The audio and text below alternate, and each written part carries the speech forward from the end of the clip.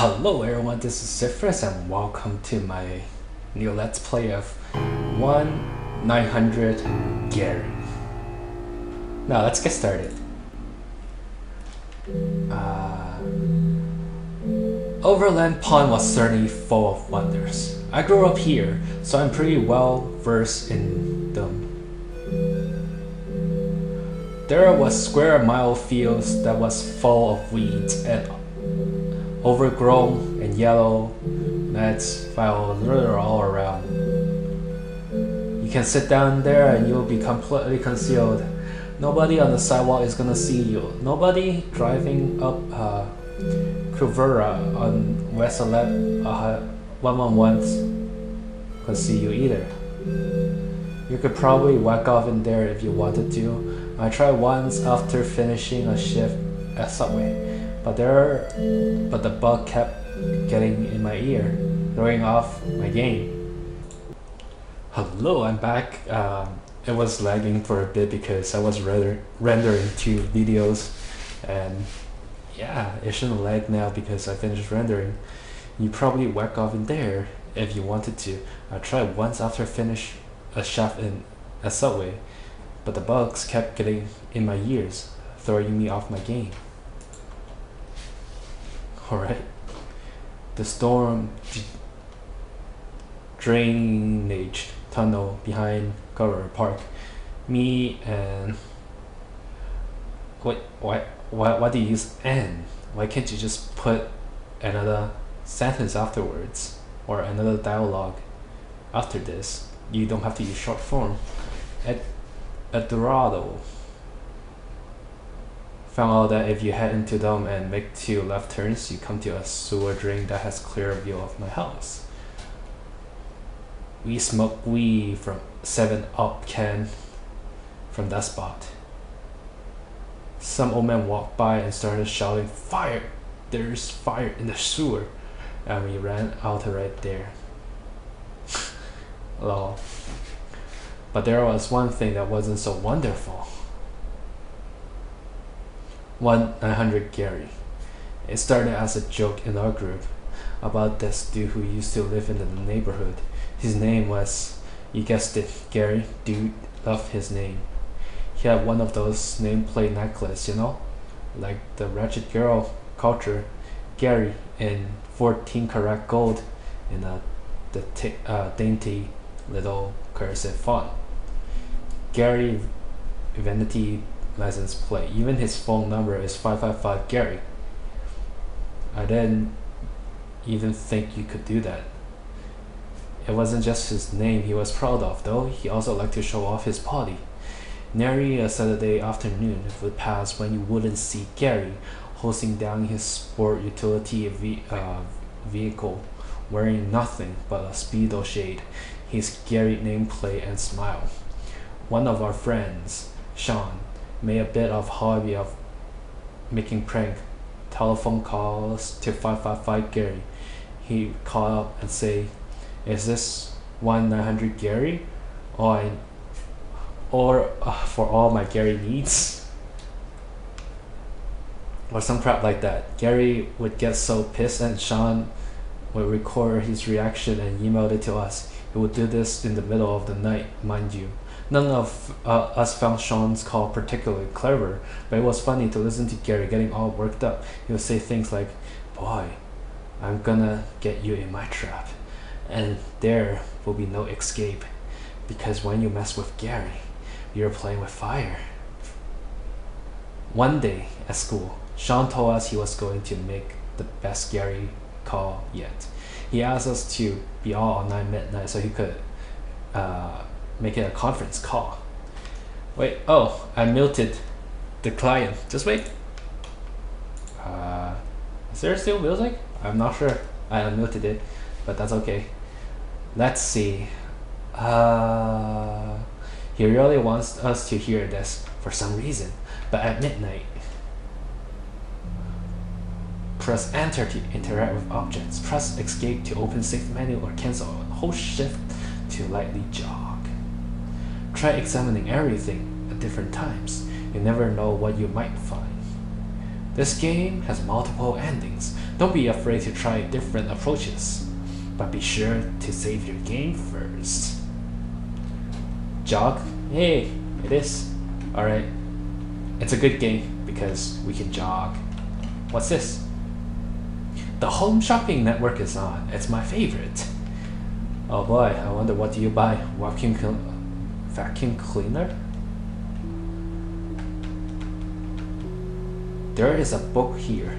Scary Stories, The Telephone Repairman. Maybe I should give it a quick skim. Alright, why not? What? The light went out and it's dark. Does it say telephone repairman across my chest? He asked me, motioning from his right nipple to his left. What? That sounds like a hentai with a stabby index finger. It didn't say anything across his chest. He was wearing a striped shirt. I wasn't sure if I was supposed to answer, so I left the office. I stepped outside the ladies' room, ducking into a cubicle and sitting in the pro-ceiling throne, preparing for my morning soft sesh, as Cosmo calls it. Huh. I don't really know what soft sesh mean. The tears don't come at first. Like all good things, they come to those who wait, those who concentrate. I remember when I was 5 and my dad said I couldn't stay up to watch Married with Children. I remember the end of My Girl too. I remember the time I tried to buy Illusion of Gaia, but it was sold out. It is around that I realized all my sad memories are solely reliant on electoral properties of my tears began to flow freely like the river of time. My howling sobs echoing against a cubicle wall in a dazzling demonstration of bathroom acoustics. How liberating, how re-energizing, and so good for the skin. I rub my eyes and cheeks in a circular motion, giving myself a salty facial. I will be the envy of the Elks Club for sure. I rein my composure and step out of the restroom. A woman stands across the room, pouring oatmeal in the bowl, and she's looking in my direction, and she's disturbed. At that, I twisted my reddish face into a smile and wave. I won't lose my job over this. That was spooky, really? I don't really get it. This is my favorite poster. It's a box of all shapes and sizes. Upon closer inspiration, I noticed a small amount of soil on the floor around Waldorf's pot. I need to remember to start putting newspaper down again. Alright. I want to look at the clock, but when I press the clock, it's probably gonna trigger the computer. So, let's see, what's here? I open the closet and find my clothes. It's almost midnight. There's no time to mess around. Alright. Connecting. Welcome to OOL. Taco Lover, have entered the room. But Blaster 84. So, Taco? Yo. Looks like we're all here. Where's the man of the hour? Hell, we'll be here soon enough. Sean never misses an opt to mess with Gary. You better not do it. It's like 1 a.m. I don't think Sean is coming. This blows go. I'm going to bed. Alright, I guess I will see you guys tomorrow. What the heck? Darn it. Must be a power surge. I was going to bed, but I should probably reset the breaker in the basement. I can access the basement via the kitchen. Alright. How do we save? Oh, there. Saved it. Hallway. Let's see. What's in here? Hey, are you lazy? What's the deal? The power just went out all sudden. Spooky. Who are you? the Chaffron. Maybe I should quick skim. Have you been invited to a potluck dinner? Before you accept this gracious honor, be sure you've decided a suitable dish to bring. One quick and easy and cost-efficient option is the deviled egg. These bright and cheerful and brilliant offals are known to put a smile on everybody's face, and they will disappear fast than a emaciated corpse in the presence of a circling vultures. Deviled eggs are so ingrained into our culture that they have become a symbol of unending love. They are particularly popular on Valentine's Day.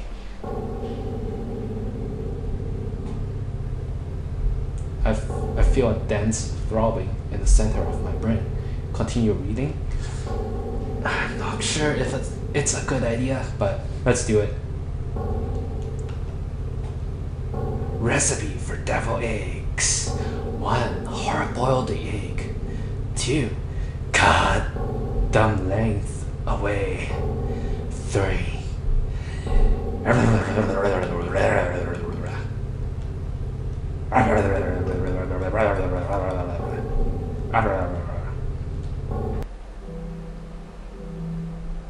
I don't really remember what else happened that night. It could have been very important. A few weeks later, it was Sean's funeral. It was a beautiful memorial, and Gary gave a touching elegy. It was really nice of him to let bygones. I bought a plate of my signature deviled eggs. They went like hotcakes. The secret is added a pinch of Tabasco to the eggs yolk. And also, don't use too much mayo, otherwise they're just runny and gross. Ending 3. Be deviled. Alright, that's... should I read the story here? Can I read it? The Honda Cup. Oh, it's a different one. Let's read it. It was a foggy night in the Dodge. Okay, it's Dodge. I thought it's like doggy or something. Dodge City, when the cowpoke rolled into town. The fog was uncommon in Dodge, but there it was, plain as day. The cowpoke didn't pay no mind though. All he needed was to wet his whistle. He dismounted his horse, hitching him to the bike rack outside Sinner Frogs. You are a fine steed, Marcus, he said to the beast as he gently patted its rump. As he made his way into salon, the jingle of his spur and click-clacks of his stilted heels turned the head of every patron in the joint. The cowpoke didn't pay no mind though. All he needed was to wet his whistle. With mighty sight, the cowpoke set himself down on the top of the counter. Say, bud, he bellowed jovially to the bartender. How about you set me up with sarsaparilla? No idea what that is. There's so many big words I don't know. Are you bullying me? Are you bullying a person who doesn't know English? The bartender looked up and gave a sour frown. No, can't do, chum. The cowpoke removed his head and mopped his brow with a cocktail napkin. He was getting very thirsty by this point. Well, why not? Because, replied the bartender, we don't serve ghosts. That was spooky, really? The telephone repairman, yeah, I read that. Alright, can I still go on the computer? Sorry, I pressed the button and went up, but the mission didn't respond. Alright. I slide open the desk drawer and reveal a candy bar wrapper, a box of Ritalin, and an assortment of multicolored rubber bands. Oh, this game is cool. And yeah, let's go to bed. That night, I had tedious anxiety dream. In it, somebody named Roger August posted pictures of himself on Facebook snorting drugs surrounded by hawkers, and then tagged the picture as me. My dad, who was agnostic roster serpent, got executed. What? Is that like an Indian god or something? Grounded me. He kept yelling at me for taking drugs and objectifying women. I kept trying to explain that it wasn't me, but he wouldn't believe me. And that was when I woke up. The power must have come back by itself overnight because Home Shopping Network was blaring away on TV. They were selling samurai swords. I thought about buying one, but then I remembered that I don't have a credit card. Wait, wasn't I telling a story? Oh well. No credit blues. Wow. Well, that was interesting.